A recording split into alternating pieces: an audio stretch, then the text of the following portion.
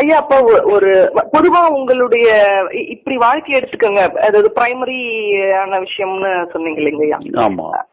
அதுல முக்கியமா இதுல எல்லாம் நம்ம கவனம் செலுத்தணும் அப்படிங்கிற மாதிரி நீங்க எதை சொல்லுவீங்க ஐயா? இல்ல, அதான் இப்ப நீங்க புரிஞ்சுக்கிட்டீங்கம்மா. அகத்துக்குள்ள அக உணர்ச்சிகளை நீங்க ஒண்ணுமே சீரமைக்க வேண்டியது இல்ல.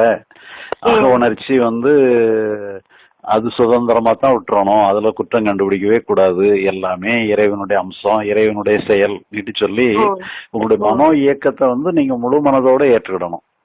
உங்களுக்கு மகிழ்ச்சி வந்தாலும் சரி, வருத்தம் வந்தாலும் சரி, கோபம் வந்தாலும் சரி, அல்லது ஒரு சலிப்பு வந்தாலும் சரி, இன்னும் வாழ்க்கை எப்படி இருக்கு ஒரு சலிப்பு வந்தாலும் சரி, எல்லாமே இறைவனுடைய விதிப்படி இறைவனுடைய செயல்படி நடக்குன்னுட்டு அதை சுதந்திரமா ஏற்றுக்கிடணும், அதை மனப்பூர்வமா ஏற்றுக்கிடணும்.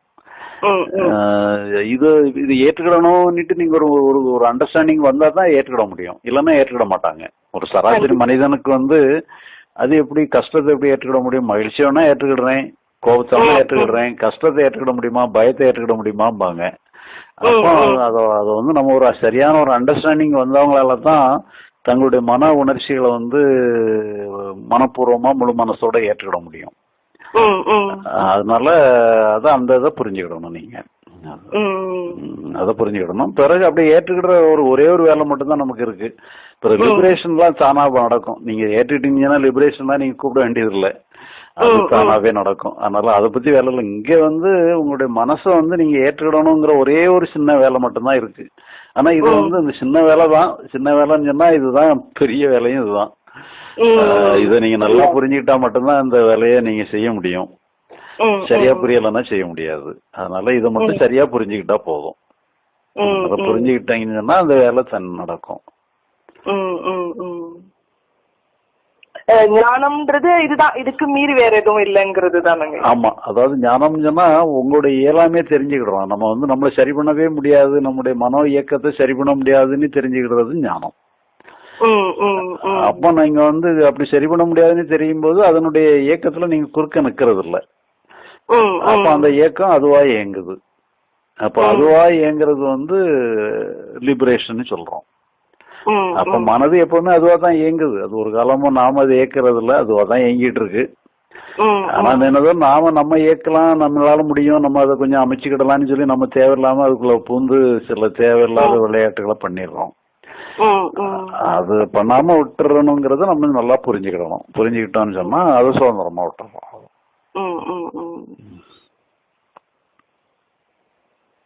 சரியானது தான். அவ்வளவுதான்.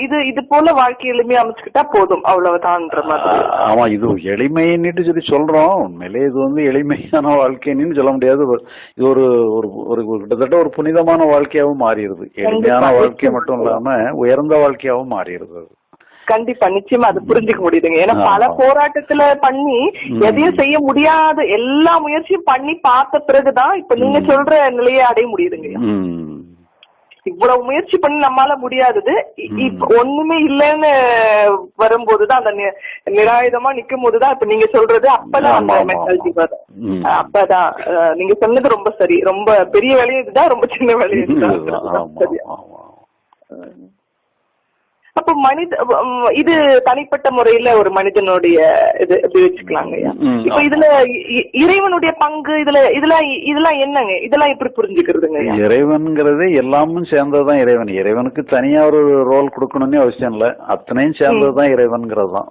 சர்வம் பிரம்மமயம், சர்வம் ஈஸ்வர ஸ்வரூபம் நீட்டு சொல்லும்போது எல்லாமே ஈஸ்வர ஸ்வரூபங்கும் போது ஈஸ்வரன் தான் எல்லாமாவும் இருக்கிற மாதிரிதான் நம்ம சாஸ்திரங்கள் அப்படிதான் சொல்லுது.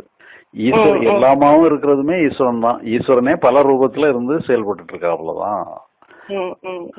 அதுல சில ஈஸ்வர வியக்தின்னு சொல்லி சில வியக்திகள் இருந்து சில நிர்வாகத்துக்காக சில வியக்திகள் அமைக்கப்பட்டிருக்கு. மற்றபடி எல்லாருமே ஒவ்வொருத்தரும் ஒவ்வொரு சின்ன சின்ன கடவுள்கள் தான். இதுல ஒரு இப்போ இந்த மறுபிறவி அதுல எல்லாம் அந்த கான்செப்ட் எல்லாம் நம்ம போக வேண்டாங்களா ஐயா? அது வேணும்னா வச்சுக்கிடலாம், வேணும்னா வச்சுக்கிடலாம். அது நமக்கு வெரிஃபை பண்ண முடியாது. இப்ப நம்ம இதுவரைக்கும் நம்ம பேசணும்லாம் வெரிஃபை பண்ணிக்கிடலாம். மறுபிறவி பத்தி பேசணும்னு சொன்னா மறுபிறவி இருக்குன்னு நான் சொன்னேன்னு சொன்னா நீங்க அதை எப்படி வெரிஃபை பண்ணிவிடுவீங்க? நான் சொன்னதுக்காக சரின்னு கேட்டுக்கிடுவீங்க. இன்னொருத்தர் வந்து மறுபிறவியே கிடையாது, இந்த பிறவியோட முடிஞ்சு போயிருதுன்னு சொல்லி சொன்னா, அவரு சொல்றதுல கொஞ்சம் நியாயமா அதுக்கு ஒரு கருத்து சொன்னாருன்னு சொன்னா அதுவும் நம்ம ஏற்றுக்கிற மாதிரி ஆயிரும். அது நம்ம வசதிக்கு தகுந்த மாதிரி வச்சுக்கலாம். மற்றபடி மறுபிறவி நம்ம சாஸ்திரங்கள்லாம் மறுபிறவிகள் இருக்குங்கிறது தான் சொல்லுது. ஆனா மறுபிறவி வந்து கட்டாயம் எடுக்கணுங்கிறது இல்லை. ஆனா மரணத்துக்கு அப்புறமும் நம்முடைய மனோ அம்சம் வந்து கண்டினியூ ஆகிட்டு இருக்குங்கிறது தான் சொல்லப்படுது. அதனால நம்ம இப்பவே உடல் மட்டும் இருக்காது, உடல் இல்லாதபடி மனோ சரீரத்துல இருந்துட்டு இருப்போங்கிறது தான். நமக்கு தேவைப்பட்டா பிறவி எடுத்துக்கிடலாம், தேவையில்லைன்னா அந்த சரீரத்துல அப்படியே கண்டினியூ ஆகிட்டு இருக்கலாம். இப்போ ஞானியர்கள்லாம் மீண்டும் பிறவாத நிலை வேண்டும் அப்படிங்கிற நிலையெல்லாம் சொல்றாங்க இல்லைங்க ஐயா. அதனால இந்த இது துன்பமா இருக்கிறதுனால இன்னொரு முறை பிறக்க வேணாங்கிற நிலை வருதுங்களா அப்படிங்கிற அந்த கான்செப்ட் தான் கொஞ்சம் குழப்பமா. அது வந்து இப்ப சொல்லுவாங்க, பிறகு அங்க போனான்னு சொல்லி சொன்னா அவங்களுக்கு பிறவி வேணுங்கிற மாதிரி வந்துருவாங்க. அதாவது அவங்களுக்கு வந்து ஒரு சராசரி யாருக்குமே வந்து கட்டாயப்படுத்தி பிறக்க வைக்கிறது. கூட பிறந்தவங்களுடைய மரணம் வந்து ரொம்ப பாதிப்பு அதிகமா இருக்குதுங்க இல்லையா. அது அவங்களுடைய மரணம் ஒரு செயற்கையான முறையில இருக்கும் பொழுது அந்த பாதிப்பு அது ரொம்ப இயல்பா அதை எடுத்துக்க முடியறது இல்லதான். அந்த தாக்கம் அதை எப்படி புரிஞ்சுக்கிறதுங்கய்யா? இல்ல, அது அப்படிதான் இருக்கும். அப்படி இருக்கிறது தான் கரெக்ட். பாதிப்பே இல்லாம இருக்கிறது நல்லது, நல்ல இல்ல. அது பாதிப்பு ஏற்படுறதா நல்ல. அதனால அதுதான் நம்ம குற்றம் கண்டுபிடிக்க வேண்டியது இல்லை. அதனால அவங்க நிலையில அந்த நிலையில யார் இருந்தாலும் பாதிப்பு ஏற்படத்தான் செய்யணுட்டு புரிஞ்சுக்கிட்டா போதும். ஆனா நமக்கு வந்து எதையுமே நம்ம வந்து முழு மனசோட ஏற்றுக்கிடும் பொழுது அதனுடைய பாதிப்பு ரொம்ப குறைவா இருக்கும். மற்றவங்களுக்கு பாதிப்பு இருக்கிற மாதிரி தெரியும், ஆனா இருந்தாலும் மற்றவங்களுக்கு இருக்க அளவுக்கு பாதிப்பு இருக்காது. நம்ம முழு மனசோட ஏற்றுக்கிடும் பொழுது அது பாதிக்கத்தான் செய்யுங்கிறத முழு மனசோட நம்ம ஏற்றுக்கிடும் பொழுது சிலவங்க அந்த மனப்பாதிப்பையுமே கூட அதை ஏற்றுக்கிடாதபடி அதையும் போராடிக்கிட்டே இருப்பாங்க.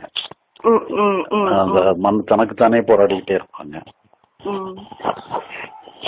இப்போ அவங்களுக்கே அந்த நிலைமை ஒரு 21 ஏஜ்ல தான் தவறிட்டாங்க என்னோட சிஸ்டர். ரொம்ப புத்திசாலி, எல்லாம் நல்ல நல்ல குவாலிட்டிஸ், நல்ல படிப்பு, தெளிவு எல்லாம் இருக்கு. அதனால எப்படி அந்த அது வந்து எப்படி அது போல ஆச்சுன்ற மாதிரி அது ரொம்ப குழப்பமாவும் ரொம்ப எப்படி அது வந்து முடிஞ்சு போனது. எப்பவுமே நம்ம வந்து திருப்பி நம்ம யோசிச்சுட்டு இருந்தோம்னு சொன்னா இன்னும் கொஞ்சம் தான் பிரச்சனை ஏற்படும். முடிஞ்சு போனதெல்லாம் முடிஞ்சு போனதா எடுத்துக்கிடணும். நமக்கு அதனால வந்து ஏதாவது நமக்கு மாற்றி அமைக்கிறதுக்கு ஏதாவது வாய்ப்பு இருந்ததுன்னா நீங்க பழையபடி அதை நீங்க யோசித்து பார்த்து ஏதாவது செய்யறதுக்கு பண்ணலாம். அது முடிஞ்சு போனதை நீங்க திருப்பி யோசிக்கிறதுனால நமக்கு எந்த லாபமே இல்லைங்கிற மாதிரி உள்ளதுகளை வந்து நம்ம திருப்பி அதை நீங்களா எழுதி உங்களை அறியாம எண்ணம் வந்தா பரவாயில்ல, தாட்டா வர்றதை பத்தி பிரச்சனை இல்லை, திங்கிங்கா கன்வெர்ட் பண்ணக்கூடாது. சப்போஸ் நமக்கு வந்து அதனால ஏதாவது லாபம் இருக்கு, இதே மாதிரி ஒரு சூழ்நிலை இன்னொருத்தருக்கு ஏற்படாம நம்ம பாத்துக்கிடலாம் சொன்னீங்கன்னு சொன்னா நீங்க அதை பத்தி திங்க் பண்ணி அதை வந்து கிரியேட்டிவா ஏதாவது ஒண்ணு பண்ணலாம். மற்றபடி நீங்க இதை பாத்துக்கிடுறதுக்கு அவசியமே இல்லை. அந்த மாதிரி விட்டுட்டு சொன்னா இது ஈஸியா போயிடும். இது அப்போ இந்த இடத்துல இயற்கை வந்து அப்போ இந்த கடவுள் அந்த இயற்கைன்றதோட அது நமக்கு பாதுகாப்பா இருக்கிறது அது எல்லாமே அந்த கான்செப்டே இல்லைங்களே. நம்மளுடைய கர்மா தான் நம்மளுக்கு பாதுகாப்பு கொடுக்கலாம். நம்முடைய கர்மா தான் பாதுகாப்பு கொடுக்கும். நம்ம நல்ல கர்மாவை பண்ண அது நமக்கு நல்ல உதவிக்கு வரும். அது தர்மம் தலை காக்குன்னு சொல்லுவாங்க இல்லையா, அதே மாதிரி நம்ம தர்மம் நல்ல காரியங்கள் பண்றதுதான் நமக்கு உதவிக்கு வரும். நம்ம நல்லதே பண்ணிட்டு இருக்கிறத நம்மளுடைய ஹேபிட்டா வச்சுக்கணும். ஒரு நம்ம நல்ல பழக்க வழக்கங்கள் நல்ல செயல்கள் பண்றது நல்ல சூழ்நிலைகள் நல்ல அமைப்புகளை இதை ஏற்படுத்தும். அதனால அதுதான் நமக்கு ஏதோ நமக்கு மோசமான அம்சம் வந்ததுனாலே நமக்கு ஏதோ செயல்கள் மோசமா இருந்திருக்குன்னே இருக்கும். அப்ப நம்ம அதை சரி பண்ணணும்னு சொன்னா நல்ல செயல்களை தான் பண்ணிட்டு இருக்கோம். இப்போ இந்த மோசமான பதிவுகள் சொல்றீங்க இல்லையா, அது வந்து நம்முடைய இது மாத்திரம் வருங்களா இல்ல அந்த சஞ்சிதம்ன்றது அது விலை அதிகமா இருக்கிறதுனால வருது? இல்ல, எதுவுமே நம்ம செய்யறது தானே. நம்ம சஞ்சிதம்ங்கிறதுமே கூட நம்முடைய முற்பிறவியில் உள்ளது தானே. அதுவும் நாமளா செஞ்சது தானே. அது என்னைக்கோ செய்தது, அவ்வளவுதான். சஞ்சிதமா இருந்தாலும் சரி பிராரப்தமா இருந்தாலும் சரி நாமளா செஞ்சது தானே அது. நம்ம ஆன்மாவுடைய அடுத்தடுத்த நிலையில தான் இது அதையே அனுபவிக்குதுங்கிற மாதிரி. அது ஆன்மான்ட்டு சொல்றது இல்ல, அது வந்து சூக்ஷ்ம சரீரம்னு சொல்றோம். சூக்ஷ்ம சரீரம் வந்து அந்த மனோசரீரம் வந்து ஒவ்வொரு பிறப்புக்கு தகுந்த மாதிரி அது மாறி மாறி வரும்போது அதுவே அனுபவிச்சுட்டு வருது.